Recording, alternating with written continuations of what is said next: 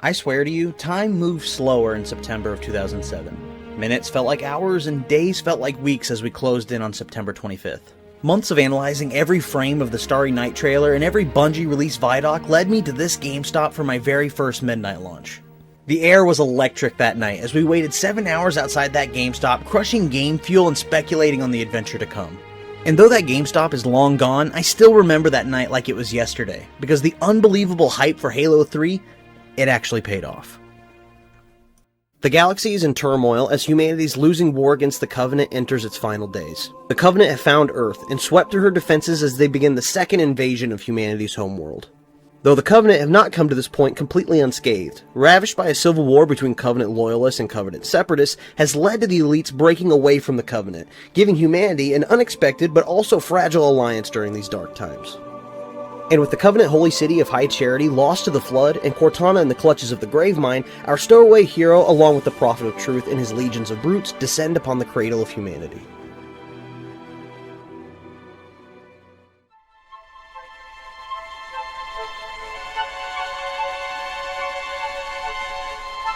They let me pick. Did I ever tell you that? Choose whichever Spartan I wanted. You know me. I did my research, watched as you became the soldier we needed you to be. Like the others, you are strong and swift and brave. A natural leader. But you had something they didn't. Something no one saw but me. Can you guess? Luck.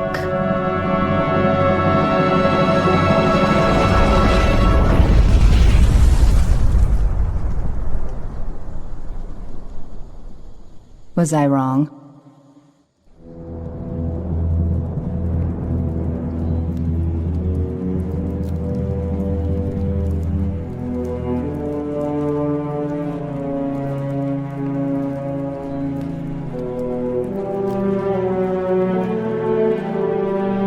This ain't good. Damn. How far did he fall? 2 kilometers, easy. Stay sharp. And I've always adored this opening cutscene. I'll never forget how the cratered Master Chief reveal with his locked armor took my breath away on launch night, and how they begin the game by having our hero literally rise from the ashes is just epic. His armor's locked up. Gel layer could have taken most of the impact. I don't know, Sergeant Major.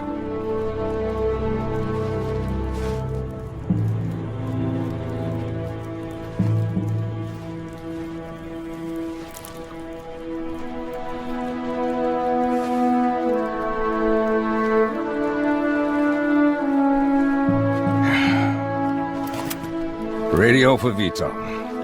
Heavy lift gear. We're not leaving them here. Yeah, you're not. Oh, crazy fool. Why do you always jump?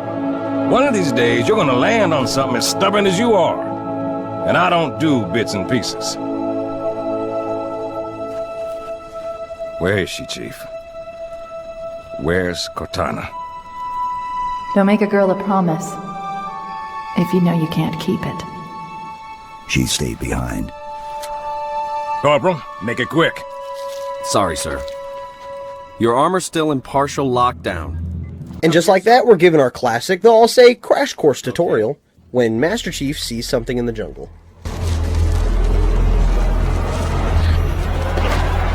Chief, wait! They orbit us with us! Come on now. Got enough to worry about without you two trying to kill each other.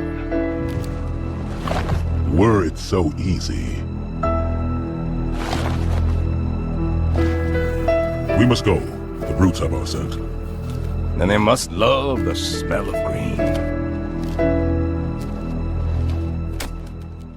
And this is when the player takes control in this stunning looking jungle that, even when compared to games releasing today, still looks great. The artistry on display with the perfectly painted rays of light shining through the treetops and all the vibrant colors of the jungle and its natural waterfalls clashing beautifully against the sleek sci-fi tones of the alien invaders. The plan is simple. Navigate through the jungle, avoiding Covenant air patrols to link up with a couple of Pelicans at a nearby river for evac. But moving through the jungle, it becomes clear that these woods are teeming with brutes. Johnson then decides the best way to avoid detection is to have the group split up and meet back up at the river LZ. But following the stream will bring the Master Chief and the Arbiter face to face with the new brutal Covenant military. The brutes have reshaped the Covenant military to what they see fit.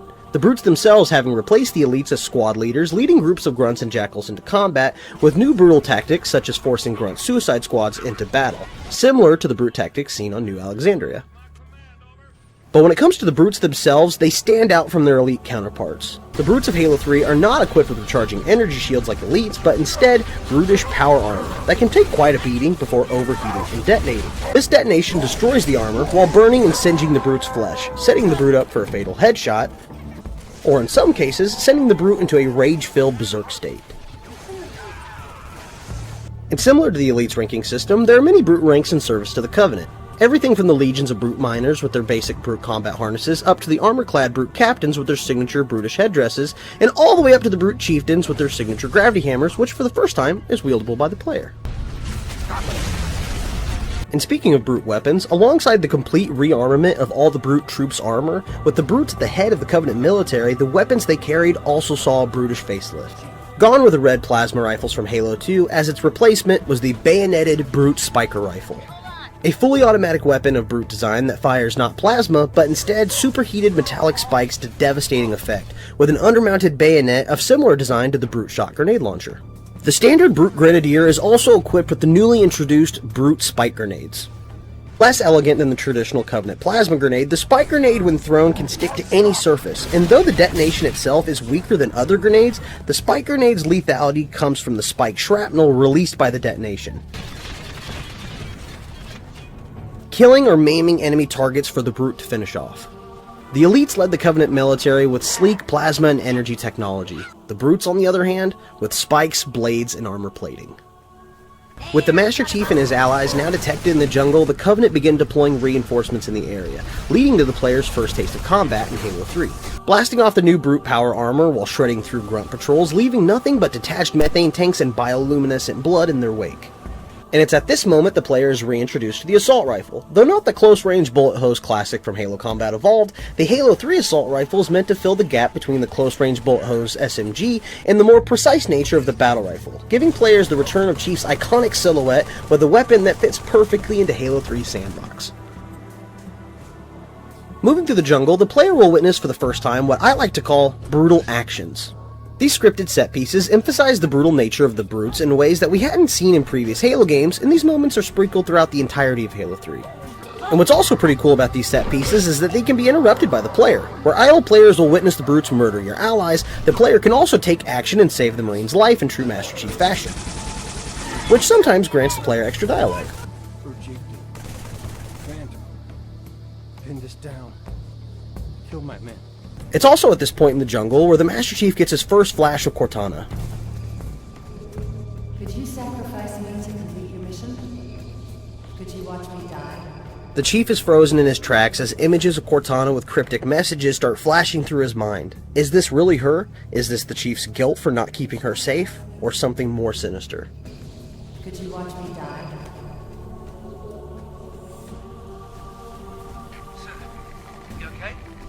Vitals just pinged KIA. Eventually, the Master Chief's path through the jungle will lead to a clearing where Johnson has arranged for Pelican evac. Though the landing zone itself is currently under attack by the Covenant, and with Johnson already on board, the Master Chief moves to clear the LZ of hostiles. But before this can happen, a patrol of Banshees swoop in and shoot down the Pelicans. Watch yourself. Off the thruster. Hang on. Get a hold of her. And with the original evac plan in shambles, the Arbiter advises this area is too dangerous to stay as we return to the cover of the jungle. Moving toward the Pelican crash site, we hear over the radio that Johnson and his men have survived, as the Master Chief's priority shifts to reaching the crash site before the brutes. My bird's down. Half a click down from your position. Moving through the trees, the Chief and his allies have to contend with a plethora of jackals wielding carbines lurking from the treetops, and the occasional sniper jackal. And though a far cry from the legendary Halo 2 variant, engaging them in this beautiful natural environment is a nice change of pace compared to the deadly streets and alleyways of New Mombasa. After clearing out the jackals, the Master Chief catches a glance of Johnson and the rest of the crash survivors fleeing the crash site into the jungle with the brutes in pursuit. And after fighting through another wave of brute reinforcements and rearming at the Pelican crash site, the Master Chief pursues the survivors into the jungle, though upon reaching the dam, it becomes clear the Chief is too late. From his vantage point on the edge of the facility, the Master Chief witnesses the capture of Johnson and the rest of the survivors at the hands of a brute chieftain. Much like Tartarus from Halo 2, the Brute Chieftains are the best of the best when it comes to brute infantry. Equipped with their signature Chieftain power armor and only the most powerful Covenant weapons, these brutes live for battle and want nothing more than the honor that is to face the Master Chief in combat. And after sniping away some of his troops, the Master Chief gladly abides.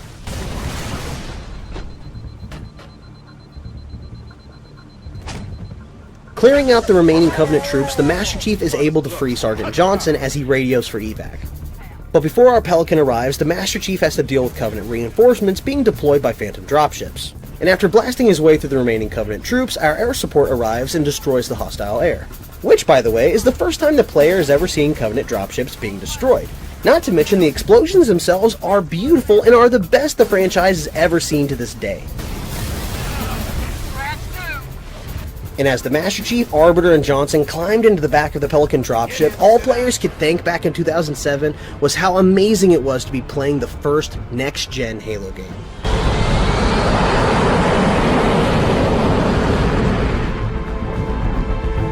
Sorry for the tight squeeze.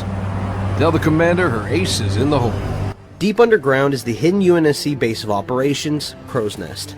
A looming dread is clear to see on the faces of the base's defenders, but just the arrival of the Master Chief is enough to give them hope in these dark times. A Spartan? For real? You better not be. Oh man, he's here! And upon reuniting with Commander Keyes, a plan is set in motion to strike at the heart of the Covenant invasion force. It's good to see you, Chief. Likewise, ma'am. Let's get you up to speed. The Prophet of Truth's ships breached the lunar perimeter, smashed what was left of the home fleet. Terrestrial casualties from the subsequent bombardment were extreme. Truth could have landed anywhere, but he committed all his forces here, East Africa, the ruins of New Mombasa. Then they started digging. What about Halo? We stopped it, but only temporarily. Now the Prophet of Truth is looking for something called the Ark, where he'll be able to fire all the Halo rings. If he succeeds, humanity, the Covenant, every sentient being in the galaxy. The rings will kill us all. Ma'am, I have Lord Hood. Patch him through. Good news, Commander Keyes? Good as it gets, sir. So I see. What's your status, son? Green, sir. Glad to hear it. Commander's come up with a good plan, but without you, I wasn't sure we could pull it off. Truth's ships are clustered above the excavation site, and his infantry has deployed anti-aircraft batteries around the perimeter. But if we neutralize one of the batteries, punch a hole in Truth's defenses... I'll initiate a low-level strike. Hit him right where it hurts. I only have a handful of ships, Master Chief. It's a big risk, but I'm confident. Hell, not again. Emergency generators, now! Shielding failed. They're down and charging. As soon as they're up, re-establish contact with Lord Hood. Let him know... All of you vermin, cowering in the dirt, thinking, what, I wonder, that you might escape the coming fire? No, your world will burn until its surface is but glass, and not even your demon will live to creep, blackened from its hole to mar the reflection of our passage, the culmination of our journey. For your destruction is the will of the gods, and I am their instrument. Cocky bastard just loves to run his mouth. Does he usually mention me? Give the order, we're closing shop. Ma'am? We're about to get hit. All personnel, wounded. code Alpha. We're getting all of them out. Immediate evacuation. I have to carry him myself. Ma'am, squad leaders are requesting a rally point. Where should they go? To war. The Covenant have found us, and the plan to assault the Prophet of Truth's ship is put on hold as the Master Chief's priority shifts to repelling Covenant forces infiltrating the base while overseeing the evacuation of UNSC personnel. But with the hidden base discovered, it's only a matter of time before it's completely overrun by Covenant troops. Back in the command center, a plan is set in motion to destroy Crow's Nest along with its invaders with the use of a powerful bomb, as the Master Chief makes his way to the barracks to save captured Marines in the hands of the brutes. And after fighting his way through the barracks, as well as a detachment of the newly introduced jump pack brutes, the Master Chief and the Arbiter are able to evac the last of the Marine forces from this level of Crow's Nest. But before the Chief can evac himself, Johnson informs that the Op Center has been captured by Covenant forces and that they have disarmed the bomb. So alone, the Master Chief makes his way back to the command center, and after defeating the Guardian Chieftain and his brutes, is able to rearm the bomb and make a mad dash to a service elevator that'll lead him to an escape route through the caves as the bomb destroys the base.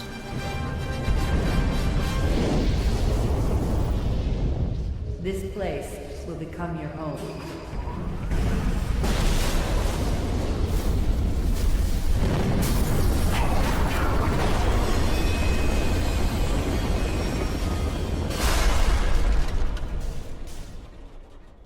This place will become your tomb.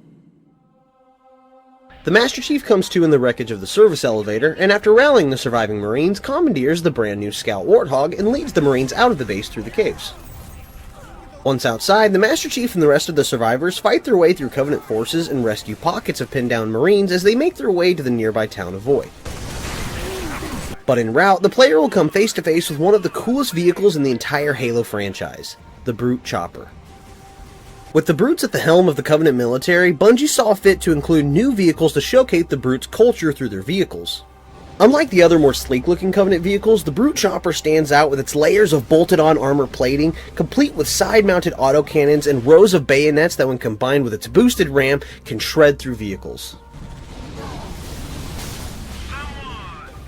Along the highway to Voy, a stunning vista will reveal the Covenant dig site, with Truth's ship looming in the center. Covenant cruisers circle the dig site, unearthing a massive Forerunner structure that has been buried in the sands of Africa since the dawn of man. Whatever this is why Truth has led the armies of the Covenant to Earth, and we need to stop him before he can use what he's unearthed here. Scattered across the road to Voy are pockets of UNSC survivors struggling to survive against the Covenant onslaught, and it's up to the Chief to rally them. One such defensive position serves as a combat arena where the Master Chief, along with a group of Marines, dig in to defend this outpost from waves of Covenant troops. And now I've waited until this point in the video to mention one of the most innovative additions to the Halo 3 sandbox because I feel like this battle for this outpost best showcases the versatility of Halo 3's equipment. Outside of the Halo trifecta of weapons, grenades, and melee, in Halo 3 is equipment. Deployables like the bubble shield first showcased in the Starry Night trailer can save the player from imminent death, while power drains can destroy the power armor on an entire pack of brutes. There are many types of equipment in Halo 3 for both offense and defense, or even navigation, but on this hill that we have to defend, none is more fun than the landmine. As waves of brutes descend from dropships, the ones that don't get hosed down by the Chief wielding an MG turret will likely be shredded by the rows of landmines. And once the waves of brutes have been repelled, the brutes' final effort to crush the defenders is with a Wraith tank, but with the Plasma Pistol's new EMP ability, the Chief makes short work of the enemy armor.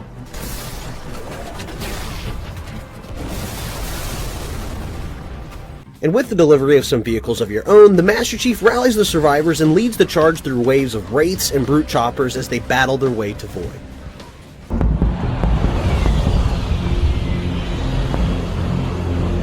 Lord Hood, we made it. Music to my ears, Commander.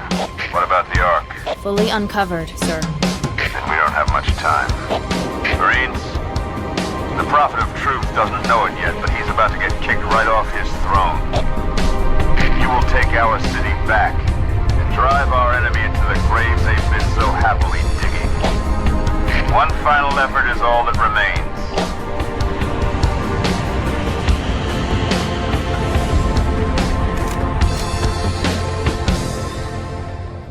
The fourth mission, the Storm, sees the Master Chief leading the assault on the Covenant AA battery that will create an opening in Truth's defenses for the human fleet to destroy Truth's ship. This mission also showcases the really cool symmetry between Marine forces working with a Spartan, as the Master Chief infiltrates the outer Covenant defenses and cracks it wide open for the Marines to enter with their Warthog, as the Master Chief leads this attack force to take out local anti-air wraiths defending the gun platform.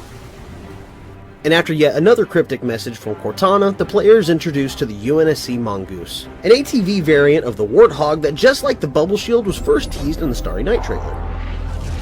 And after gearing up a few mongooses, or mongeese, with rocket launcher passengers, the Master Chief leads the charge against the last of the Covenant AA wraiths.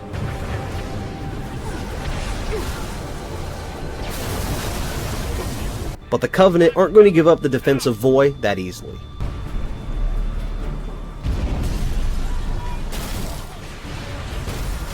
The Covenant have deployed a Scarab in the defense of the anti-air battery, and unlike the Scarab in Halo 2, this battle isn't scripted.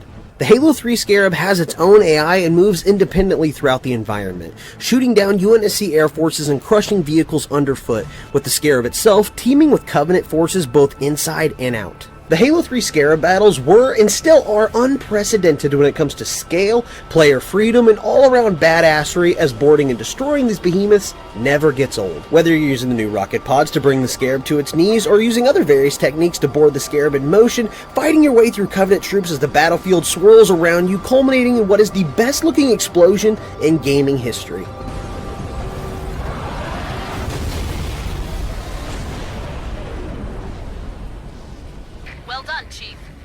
Out of the wreckage of the Covenant Scarab, the Master Chief, now joined with the Arbiter, move through warehouses en route to the AA battery that are overrun with brutes carving their way through civilians. And once dealt with, the player has to first run in with the Halo 3 Hunter, which for the first time can have their rear armor destroyed, further exposing the Hunter's weak point.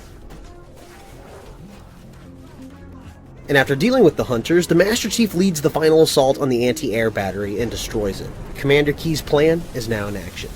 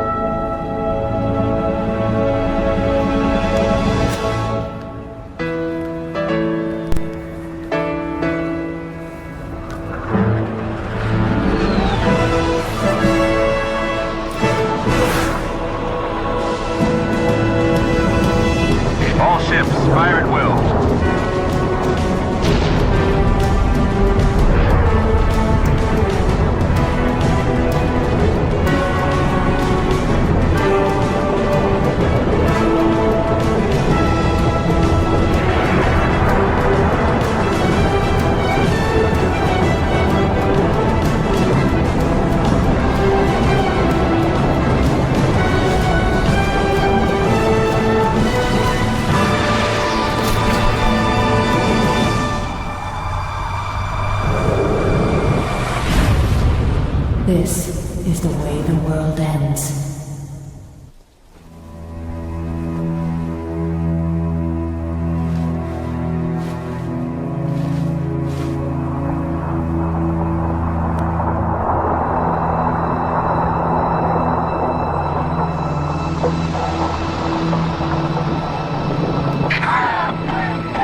What did Truth just do?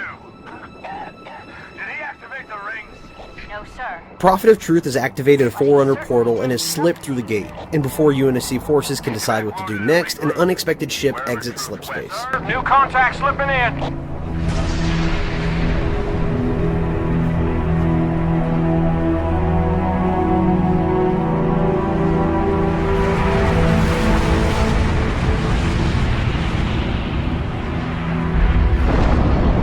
What is it?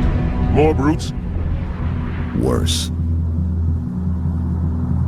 The Flood have reached Earth. The Gravemind has sent a Flood-infested derelict ship from High Charity to humanity's homeworld. And now that the Flood have made landfall, it's only a matter of time before they consume all life on Earth. That is unless the Master Chief boards the Flood ship, overloads its engine core, destroying both the city and the Flood. Moving into the Flood-infested city, the player witnesses firsthand the new grotesque Flood assimilation animations as the infection forms infect their human hosts. A sight that once again causes mental breaks in those who witness the horror that is the Flood. Sliding around beneath their skin. Oh. And after fighting through hordes of combat forms, the Master Chief and Arbiter can now see their target when they are suddenly bolstered by elite reinforcements led by the Shipmaster. The Shipmaster is using his fleet to glass the city to stop the Flood from spreading, and en route to the crashed Flood ship, the elites reveal that they believe Cortana might be stowed away in the crashed ship. So in a race to save Cortana before the shipmaster destroys the city, the Master Chief fights his way into the Flood ship wielding the new flamethrower, burning his way through the newly introduced Flood pure forms. These Flood forms can manifest into whatever the Flood need given the situation. Whether it's the lanky stalker with its pincers, the ranged form shooting its spiked projectiles, or the tank form crushing whatever gets in its way. Upon entering the Flood ship, the Master Chief bears witness to what the galaxy will become if the Flood is left unchecked. Navigating the grotesque halls of the crashed ship, it becomes clear that the Cortana flashes aren't messages from Cortana, but a reflection of her torment at the hands of the Gravemind on High Charity. I am a timeless chorus. Join your voice with mine, and sing victory everlasting. And at the heart of the ship, the Master Chief finds what he's looking for. Or so he thought. Chief. Cortana? High Charity, the Prophet's holy city is on... Cortana!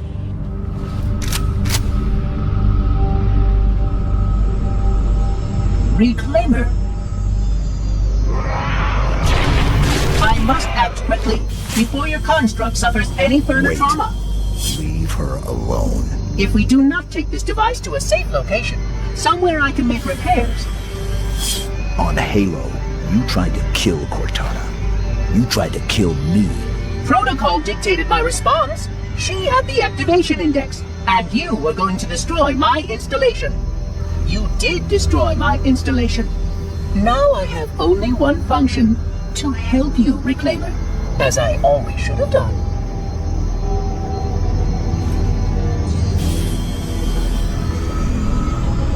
And with his cargo, the Master Chief and Guilty Spark evacuate the Flood ship as the shipmaster's fleet turns the landscape into glass.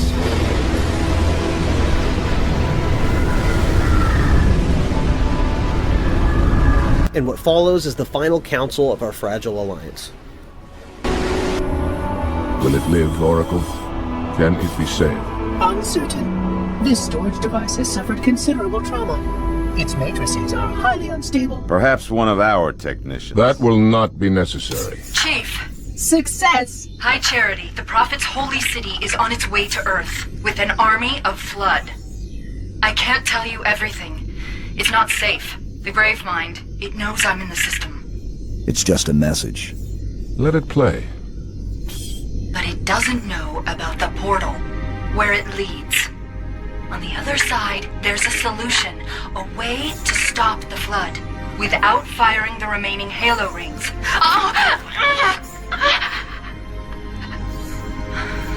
Hurry, Chief. The Ark. There isn't much time. I'm sorry. No matter, Oracle. We've heard enough. Our fight is through the portal, with the brutes and the bastard truth. Fine. We'll remain here. Hold out as long as we can. Did you not hear?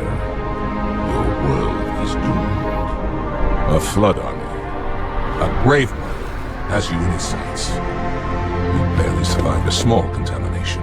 And you, shipmaster, just glassed half a continent. Maybe the Flood isn't all I should be worried about. One single Flood spore can destroy a species. Were it not for the Arbiter's Council, I would have glassed your entire planet. Sir, with respect, Cortana has a solution. Cortana? Did you see her condition? How damaged she is? She could be corrupted for all we know. Her solution could be a Flood trap. We should go through the portal. Find out for sure.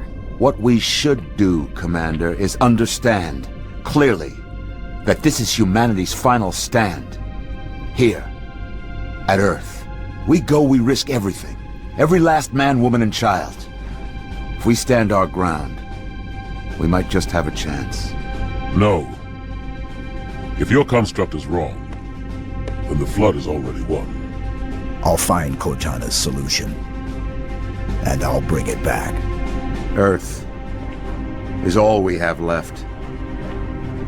You trust Cortana that much? Sir. Yes, sir.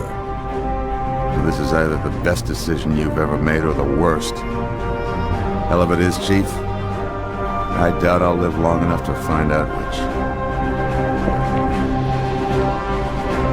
The board is set for the fate of the galaxy to be decided. Miranda, Johnson, and the Master Chief, along with the crew of the Forward Unto Dawn, will join the shipmaster and his fleet to pursue the Prophet of Truth through the portal and attempt to find Cortana's solution to the Flood.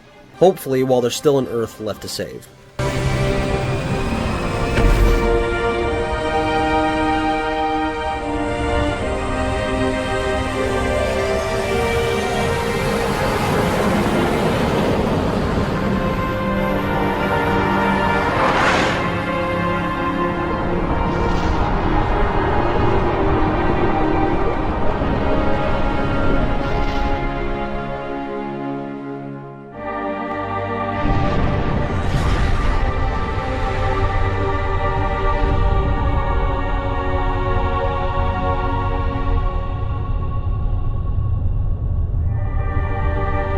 Once through the portal, our allies find the Covenant fleet lying in wait around a massive Forerunner structure.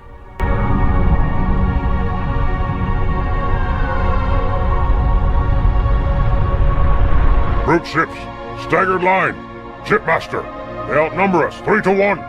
Then it is an even fight. All cruisers fire at will. Burn their mongrel hides. And the crew of the Forward Unto Dawn prepare to make chase of the Prophet of Truth. Cruise ship isn't taking part in the attack. He must have gone to ground. Roger that, ma'am. We're on him. Kick the door.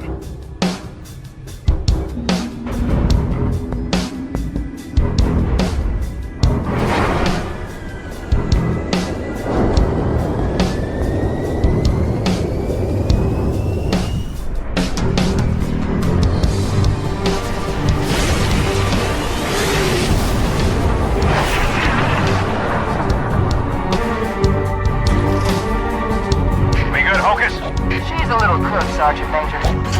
She'll hold. All right, pop the hatch.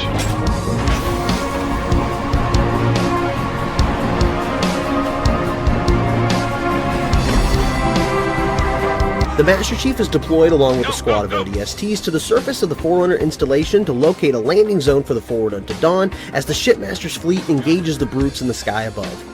The Covenant have begun deploying anti-air batteries on the surface of the installation to engage the Shipmaster's fleet, and with his sniper rifle, the Master Chief is able to prevent the assembly of one of these gun positions. And after fighting his way across the cliff's edge, the Master Chief and his allies move further up the cliffs and locate a squad of Marines who, before they were shot down, spotted a decent landing zone for Miranda's frigate.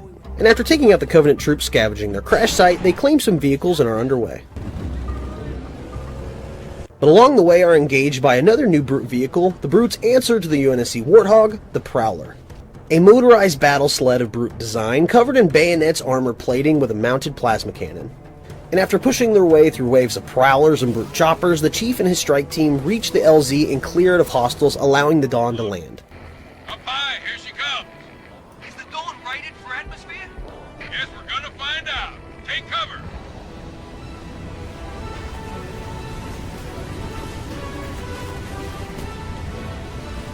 With the Dawn landed and reinforcements deployed, what follows is the largest scale tank charge in the franchise's history, with the Master Chief leading the charge through waves of Covenant wraiths and blowing up a few phantoms along the way to a massive Forerunner wall that 343 Guilty Spark unlocks, allowing the UNSC armored column to pass through.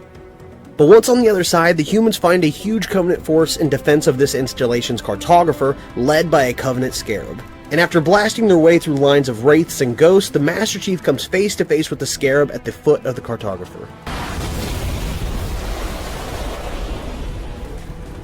And after dealing with the Scarab, the Master Chief and his forces ascend the cartographer and link up with the Arbiter as Guilty Spark unlocks the entrance.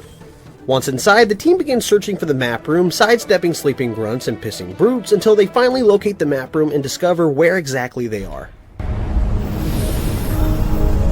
That's our galaxy. We're beyond the rim. 2 to the 18th light years from Galactic Center, to be precise. What is this place? The Ark. This is the Ark? As we found out at the end of Halo 2, the Ark is where Truth plans to remotely fire all of the Halo rings. And with Covenant forces cutting Guilty Spark short, the Master Chief and his allies begin their descent to be extracted on a lower level. But along the way, the Master Chief has to contend with the new Brute Stalkers, equipped with active camouflage and unique weapons like the Brute Mauler, a handheld shotgun of Brute design, and the Incendiary Grenade, a grenade that detonates on impact, coating the enemy and surrounding area in flames. And after dealing with the Stalkers, the Master Chief moves towards extraction, and that's when the player comes across one of my favorite encounters in the entire Halo franchise.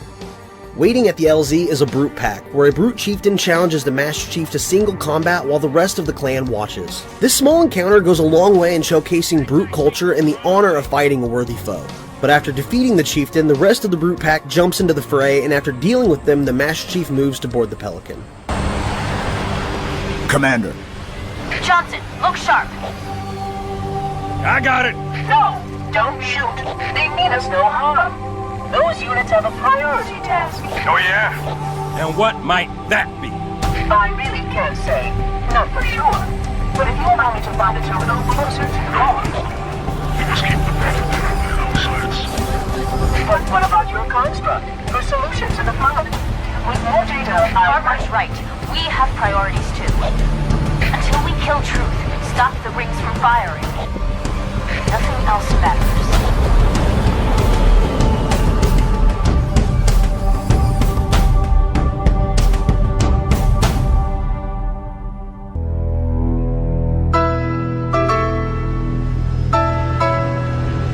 Truth has locked himself in the Ark's control room behind a Forerunner shield wall, and so begins a joint operation with the elites to shut down a section of the shield wall by disabling generators in these 3 towers.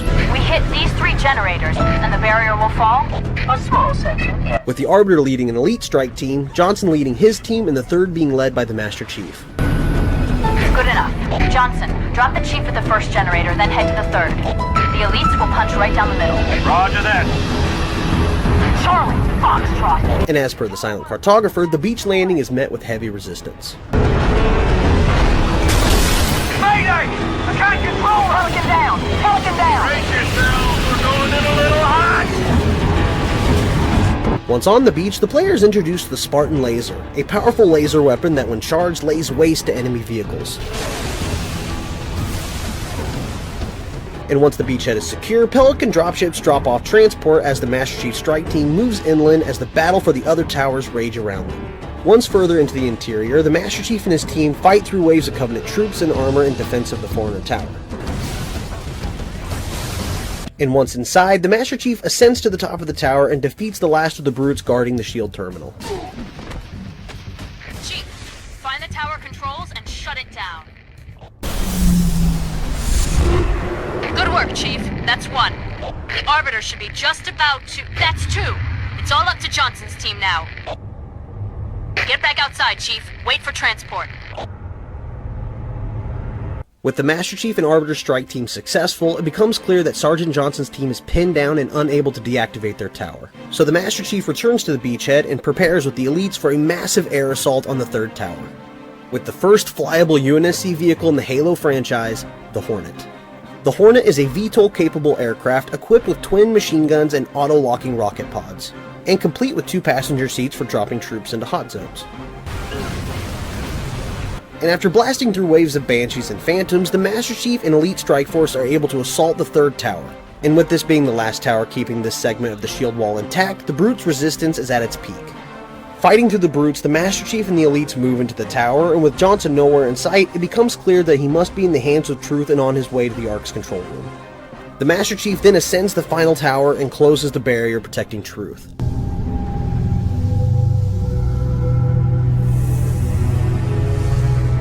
The final battle in the Human Covenant War has begun. Now, Prophet, your end has come.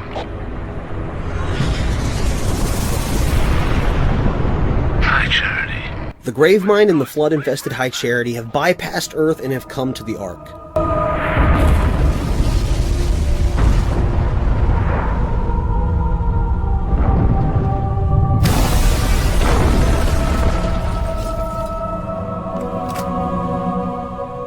The flood is spreading, and it's only a matter of time before Truth forces a human to remotely activate the Halo array. And so begins the 3-way desperate battle for the Ark's control center. Fighting through the flood, the Master Chief descends the tower and with his allies commandeers a tank to blast through the last of the control room's defenders. Troops are mobilizing everything they've got. And just when the route looks clear, Truth deploys in a last-ditch effort to defend himself 2 Covenant Scarabs. And what ensues is one of, if not the most epic sandbox battle in the entire Halo franchise. as the player gets to choose how to handle these obstacles with access to a large array of weapons and vehicles. And after this legendary battle, the Master Chief and the Arbiter are finally able to assault the control room. But the situation in the control room is escalating too quickly. Our enemies crowd around us. We tread the blessed path. In a moment I will light the rings, and all who believe shall be saved. Chief, how close are you? Not close enough. That the best you got?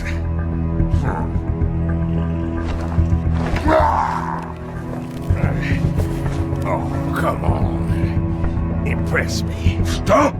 You imbecile! He wants you to kill him. I'd prefer that you did not.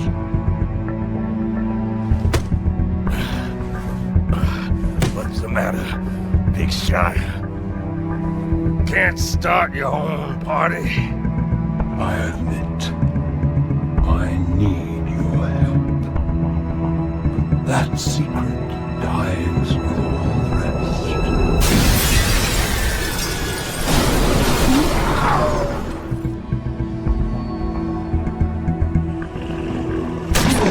Johnson, sound off. Get out of here! Not without you. You delay the inevitable. One of you will light the rings. You cannot hope to kill them all. You're right. Do it. Me, then you. Now. No!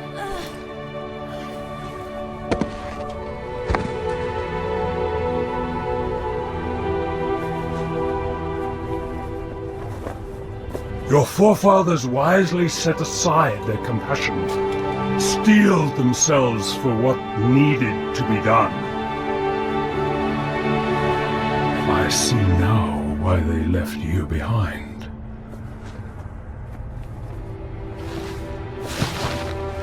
You were weak, and gods must be strong.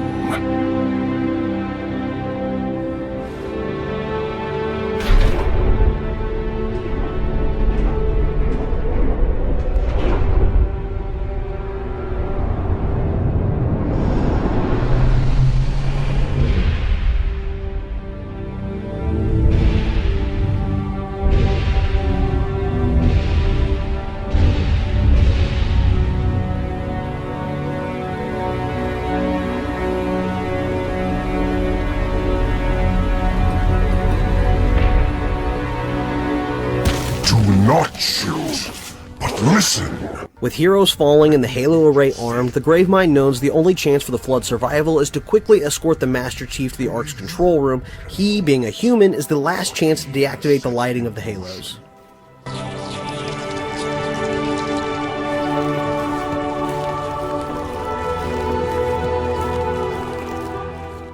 And after fighting through the last of the Prophet of Truth's guard, the Master Chief and the Arbiter, with the help of the Flood, finally reach the control room and Truth himself.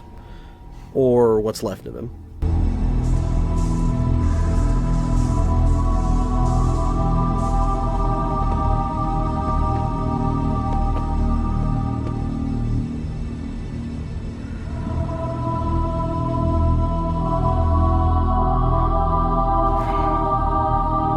Stop the rings.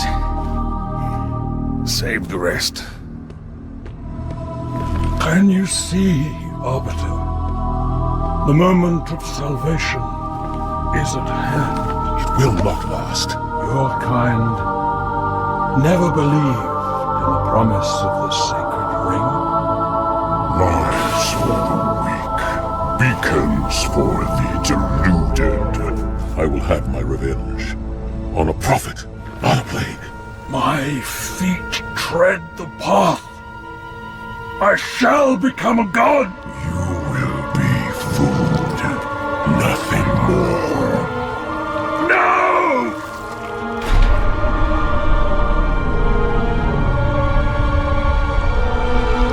I am truth!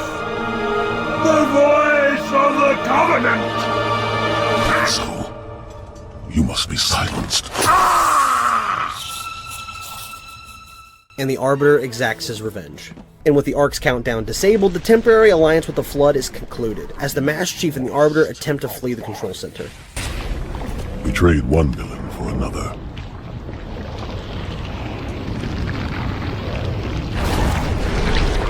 And after blasting their way through hordes of Flood, they are able to make their escape, but not before discovering the Ark's true purpose, and Cortana's solution to the Flood. What do you see?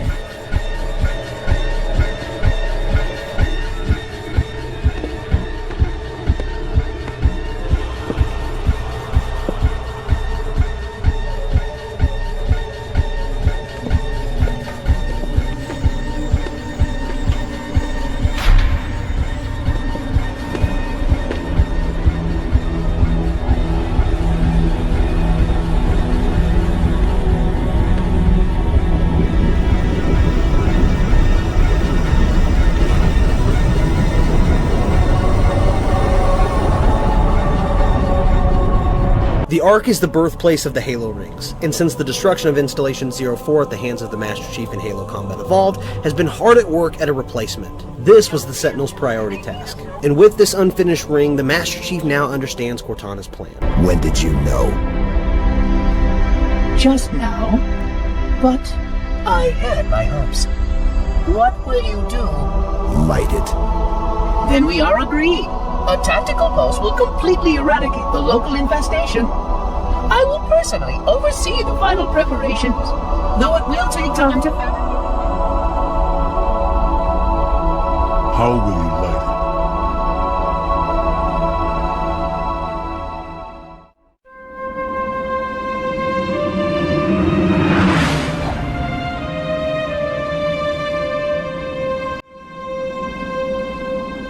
The last time the player saw High Charity was at the end of Halo 2 as the Great Schism and the Flood tore the Covenant Holy City apart. But now on the Ark, in the wreckage of the Flood-infested High Charity, the Master Chief alone journeys into this Flood hellhole to finally save Cortana. Cortana's in there somewhere.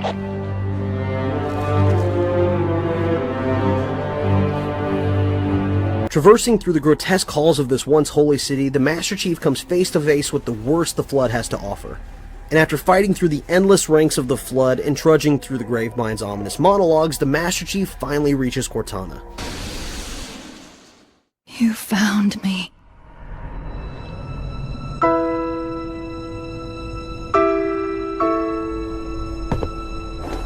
But so much of me is wrong. Out of place. You might be too late. You know me. When I make a promise. You keep it. I do know how to pick 'em. Lucky me. Do you still have it?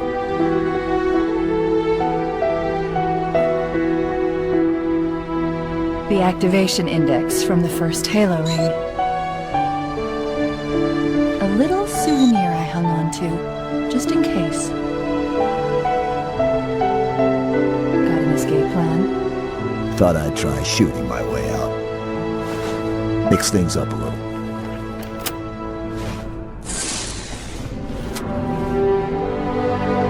Just keep your head down. There's two of us in here now, remember?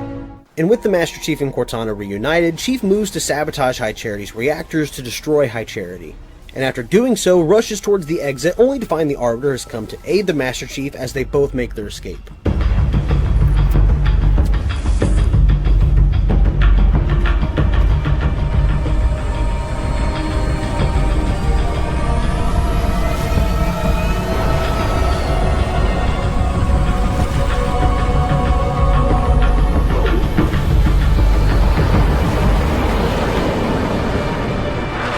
Leaving the Covenant Holy City a burning husk in their wake.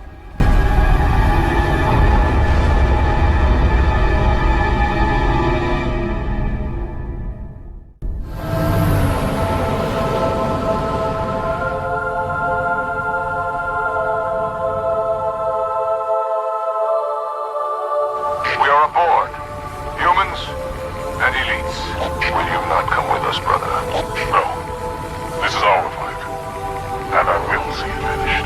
plan is simple. Land on the unfinished Halo ring and use the index from Installation 04 to prematurely fire Halo, destroying Halo, the Ark, and the Flood. Crash landing at the foot of Halo's control room, the Master Chief and the Arbiter begin their ascent of the facility as they fight through Flood, attempting to prevent them from reaching the control room, while Sergeant Johnson lands the Forward Unto Dawn as close as he can to the control center. Once at the top, the Master Chief and the Arbiter link up with Johnson and 343 Guilty Spark as they enter the facility, and it becomes clear that the Gravemind has survived the destruction of High Charity. Do I take life or give it? Who is victim and who is foe? It's trying to rebuild itself on this ring. Hurry! Control room's close! As the Master Chief and his allies make their way into Halo's control room.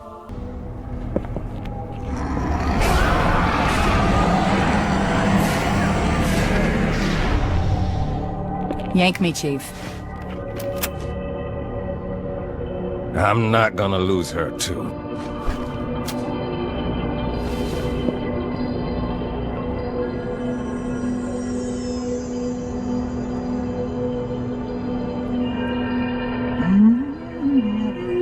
Oh, hello.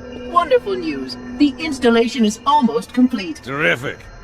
Yes, isn't it? I have begun my simulations. No promises, but initial results indicate this facility should be ready to fire in just a few more days. We don't have a few more days. But a premature firing will destroy the Ark. Deal with it. Will destroy this installation. Unacceptable! Unacceptable! Absolutely unacceptable! Protocol dictates action! I see now that helping you was wrong! You are the child of my makers, inheritor of all they left behind. You are Forerunner. But this ring is mine. Guilty Spark will not allow the premature firing of this new Halo ring, and with the help of Johnson and his Spartan laser, the Master Chief finally brings an end to Halo's caretaker.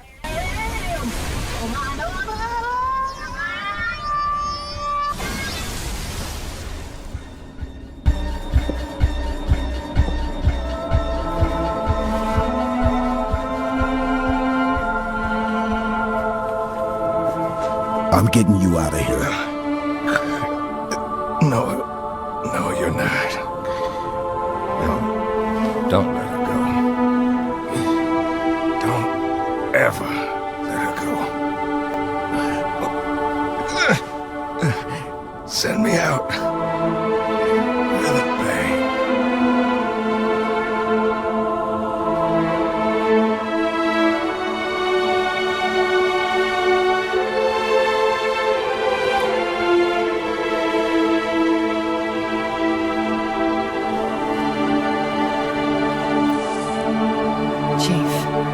I'm so sorry.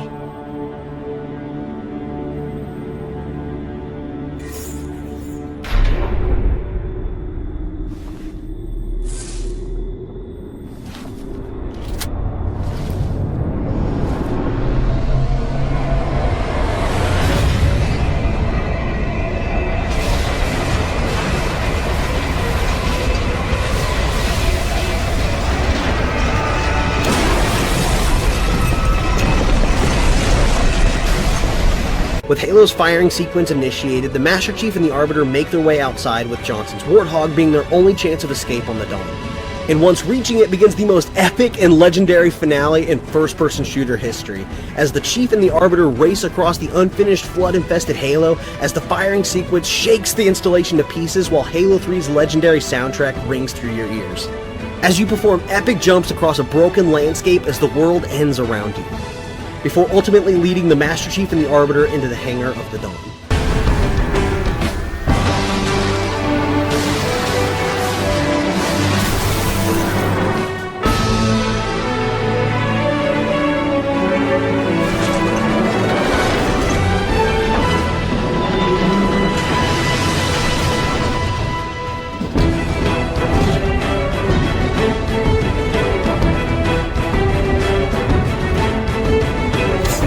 Hang on!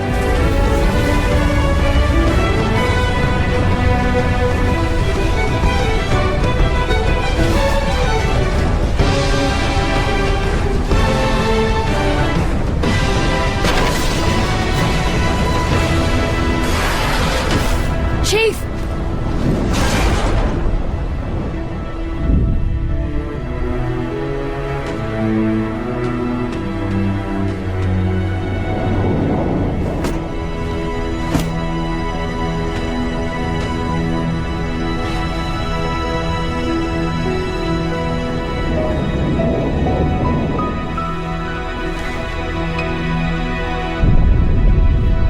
If we don't make it, We'll make it. it's been an honor serving with you, John.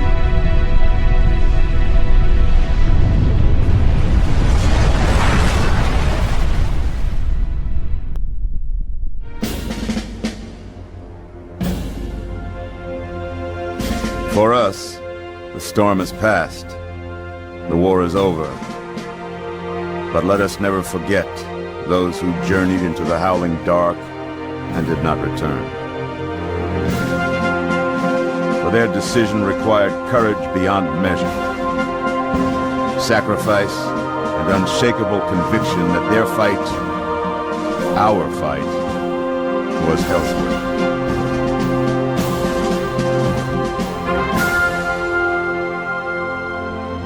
As we start to rebuild, this hillside will remain barren, a memorial to heroes fallen. They ennobled all of us, and they shall not be forgotten.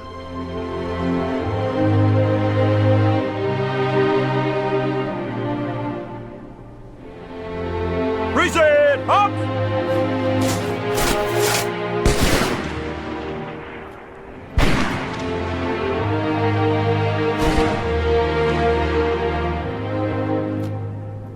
I remember how this war started, what your kind did to mine. I can't forgive them. But you have my thanks for standing by him to the end. Hard to believe he's dead. Were it so easy.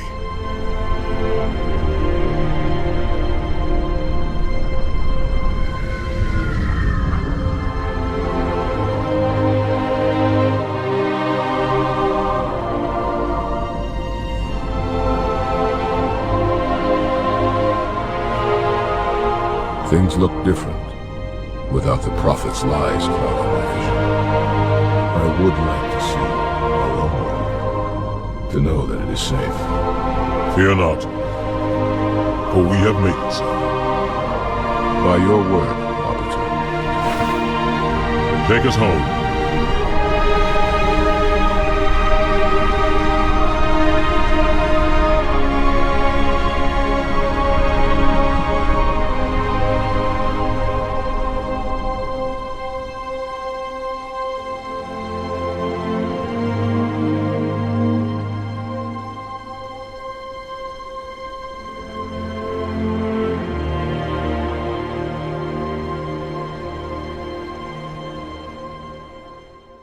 The story that began in 2001 that was greatly expanded in 2004 had come to its epic conclusion in 2007. Providing countless hours of entertainment to Halo's legions of fans from around the world. But I like to think it did more than that.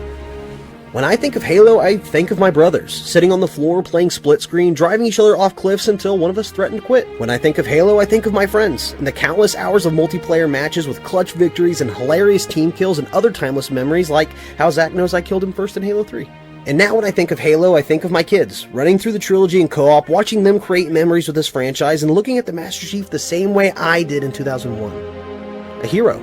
A symbol that gives hope to people who need it most. And no matter how bad things get, you may be down, but you're never out of the fight. Darkness is always broken by the dawn. You just have to believe.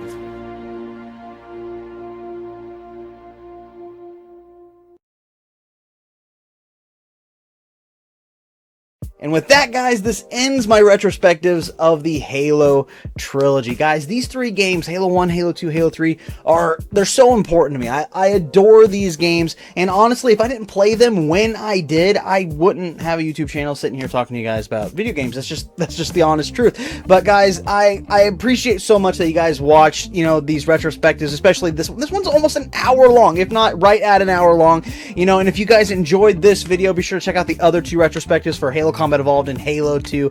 I'm thinking about making an ultimate cut of these eventually here pretty soon, so that if you want, you can just, grab some popcorn and watch 2.5 hours of me ranting about how much I love the original Halo Trilogy. But guys, thank you so much for watching this video. It really means a lot. But guys, that's all I have for this video, and I'll catch you guys on the next one. See ya.